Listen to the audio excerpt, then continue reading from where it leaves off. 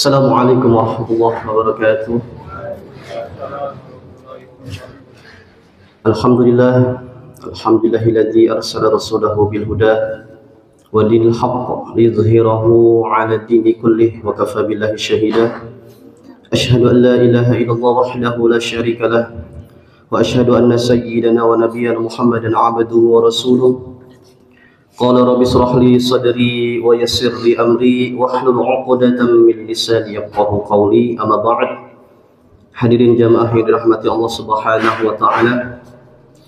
Pertama-tama marilah kita panjatkan puja dan puji syukur kita kehadirat Allah Subhanahu wa taala, yang mana atas nikmatnya kita diberikan nikmat kesehatan, panjang umur dan nikmat iman wal Islam, sehingga pada hari ini, detik ini, kita masih bisa diberikan waktu untuk melaksanakan kewajiban kita, yakni melaksanakan ibadah salat Isya dan salat sunnah tarawih secara berjamaah.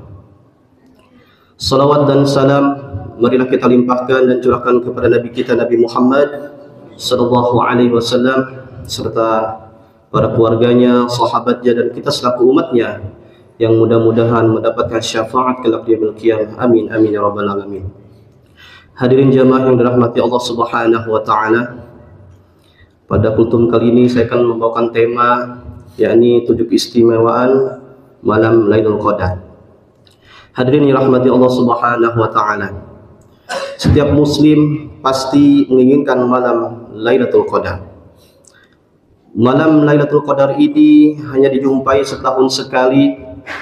Orang yang beribadah sepanjang tahun tentu lebih mudah mendapatkan kemuliaan malam Lailatul Qadar ini, karena ibadahnya rutin dibanding dengan orang-orang yang beribadah yang jarang-jarang. Yang pertama, Lailatul Qadar adalah waktu yang diturunkannya Al-Quran. Ibnu Abbas rahimahullahu ta'ala dan sahabatnya mengatakan Allah menurunkan secara utuh, yaitu Al-Quran secara utuh, sekaligus dari Lauhul Mahfuz ke Baitul Izzah yang ada di langit dunia. Kemudian Allah menurunkan Al-Quran kepada Rasulullah Sallallahu Alaihi Wasallam tersebut secara terpisah sesuai kejadian-kejadian yang selama 23 tahun. Ini sudah menunjukkan bahwa keistimewaan malam Lailatul Qadar. Yang kedua ialah Lailatul Qadar lebih baik dari 1000 bulan. Sebagaimana Allah Subhanahu wa taala berfirman, Lailatul Qadri khairum min alfi syahr, yang artinya malam kemuliaan itu lebih baik dari 1000 bulan. Amalan Lailatul Qadar ini lebih baik dari amalan 1000 bulan. Ulama mengatakan berpendapat bahwa yang dimaksud dengan lebih baik dari 1000 bulan ialah salat dan amalan pada malam Lailatul Qadar lebih baik dari salat dan puasa di 1000 bulan yang tidak terdapat Lailatul Qadar. Ini sangat luar biasa, keutamaan malam Lailatul Qadar yang luar biasa. Yang ketiga, Lailatul Qadar adalah malam yang penuh dengan rahmat, penuh dengan barakah. Sebagaimana Allah berfirman, Inna anzalnahu fi lailatin mubarakah, inna kunna munzirin, yang artinya sesungguhnya kami menurunkannya pada suatu malam yang diberkahi, dan sesungguhnya kamilah yang memberi peringatan. Malam penuh berkah ini adalah malam Lailatul Qadar, dan ini sudah menunjukkan keistimewaan malam tersebut apabila dirinci dengan poin-poin selanjutnya. Yang keempat, malaikat dan juga ruh, yaitu malaikat Jibril, turun pada malam Lailatul Qadar.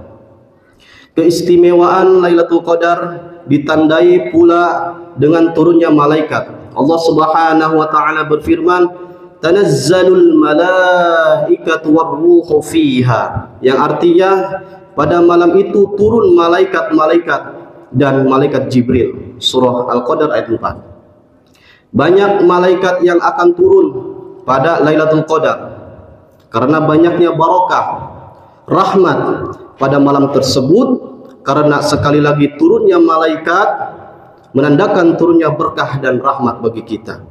Sebagaimana malaikat turun ketika ada yang membacakan Al-Quran, mereka akan mengitari orang-orang yang berada dalam majlis zikir, orang yang sering bersolawat, dan malaikat meletakkan sayap-sayap mereka kepada para penuntut ilmu. Malaikat sangat mengagungkan mereka. Hadirin jamaah yang rahmati Allah Subhanahu wa taala. Yang kelima, Lailatul Qadar disifati dengan salam. Yang dimaksud dengan salam dalam ayat ini, Allah Subhanahu wa taala berfirman, "Salamun hiya hatta matla'il fajr." Yang artinya malam itu penuh kesejahteraan sampai terbit fajar. Yaitu malam tersebut penuh dengan keselamatan, di mana setan-setan tidak dapat berbuat apa-apa jelek ataupun mengganggu orang lain.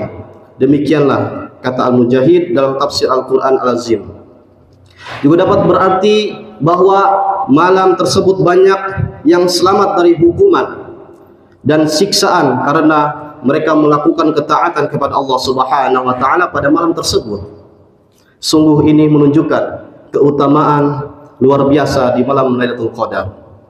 Yang keenam, Lailatul Qadar adalah malam dicatatnya takbir tahunan.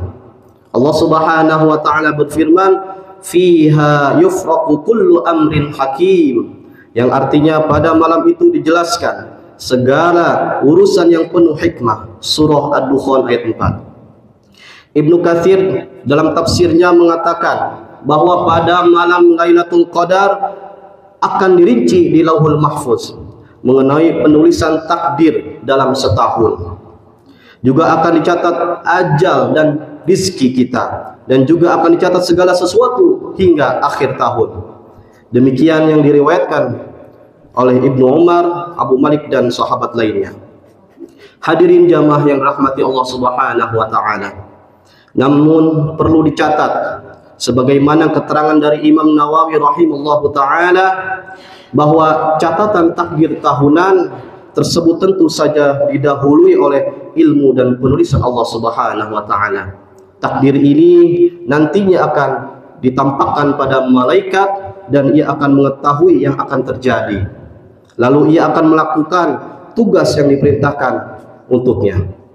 Yang terakhir, yang ketujuh, yaitu dosa setiap orang yang menghidupkan malam Lailatul Qadar akan diampuni oleh Allah Subhanahu wa taala. Dari Abu Hurairah radhiyallahu an, dari Nabi sallallahu alaihi wasallam bersabda, "Man qama Lailatul Qadri imanan wa ihtisaban ghufira lahu ma taqaddama min dzambi." Yang artinya barang siapa yang melaksanakan salat pada malam Lailatul Qadar karena iman dan mengharap pahala dari Allah Subhanahu wa taala, maka dosa-dosanya yang telah lalu akan diampuni.